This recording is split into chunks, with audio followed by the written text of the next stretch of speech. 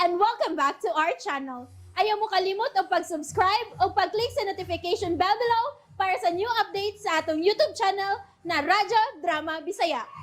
And daghang salamat sa inyong pagpadayong pagsuporta o pagpaminaw sa atong Radyo Drama Bisaya. Just chill and relax and enjoy the show. Agenda. Jess. Oh, hello, Jess. Giyatagan na akong number ni mo si Clavel. Enjoy unya mo sa inyong panagsulti sa phone, ha? Jesslyn. Bye. Jesslyn, ayaw na. Ganito na. Sige, sulti. What's wrong? Ano sa'y problema? Problema? Wa! Wa, pero ang imong tono. Makabuot ba day ko nimo? Ha? Makabuot ba day ko nimo, John?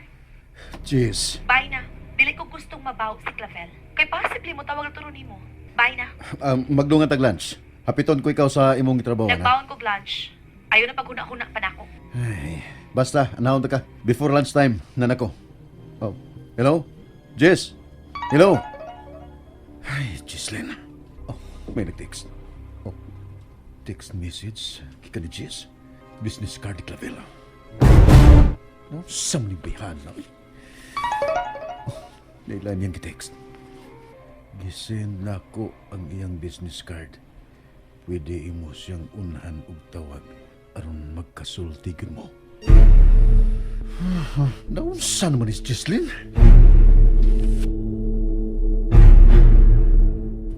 Ahem. Sa'yo lagi kang nauli dong dyan. Ano ka man diyon to?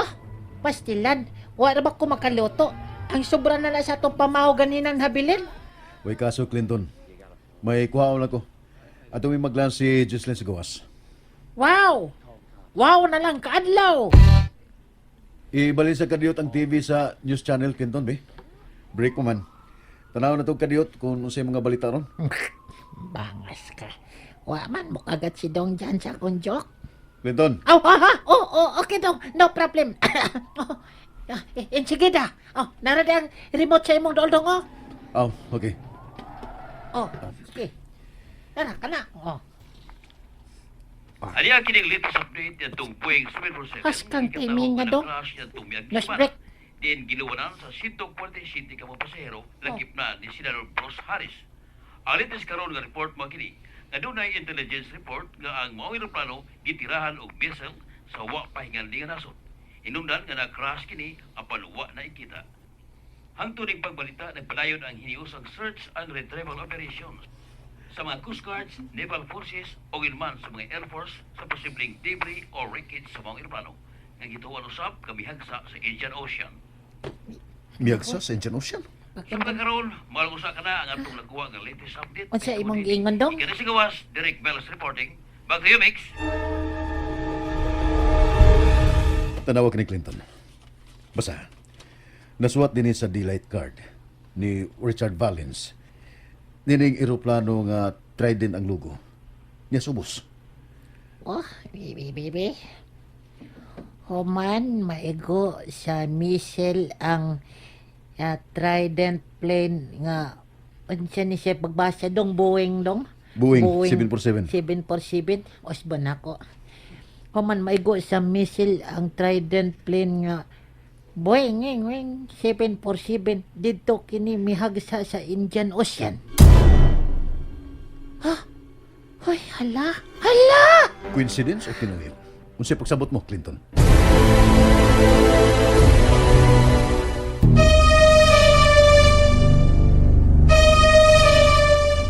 Hala na! Kuyawa na! Unsay mo nahunain eh, Clinton? Ha? Unsa? Wa masagi ko'y huna-huna dong. Ay, Ah, unsay mo nasabtan ba? ang ako nasabtan? Wa. Undangon ta na ito para sulti, Clinton eh. Ay, Undangon ta ni eh.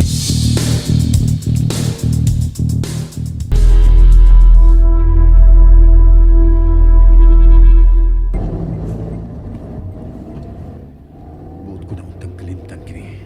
Pero, ganun mitakdo man ang detalye sa delay card. Sa latest report na itong eroplano miyagsa.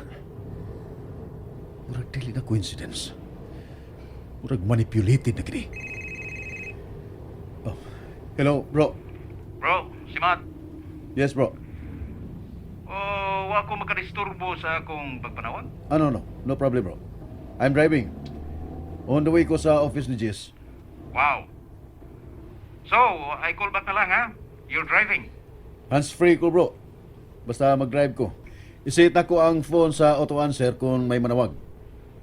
Dili ko makadisturbo sa imong pagmaniho? Okay ra lagi, bro. I can manage. Masaya ko ikalagat. May latest update man sa Trident Plane 747, bro. Kinag-crash o na-missing. Unsa man, nagkabalita na ka? Yes, bro. Pasilan, bro. Mura, nakapanglingo-lingo ko pagkahibaw na ko sa latest. Mura tuod, konektado ang daylight card. Ngayon mo ipakita na ko sa maong pagkahagsa sa maong eroplano. Muna akong giingon ni mo kanito, bro.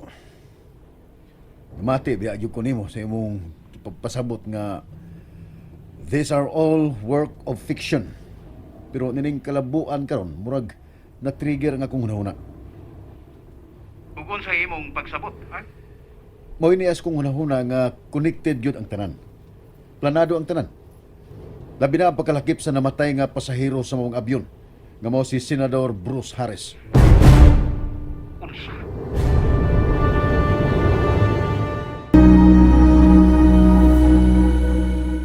Nindot ang mga pagkaon nila dinhi, no? More on veggie. Og native ang main dish nila dinhi. Daghan ang nangaon. Mureklamo magkakon adto tas malon maong niya ko ikaw dada dinhi. Mas okay ni dinhi para nako dyan. Nya ta magsulti.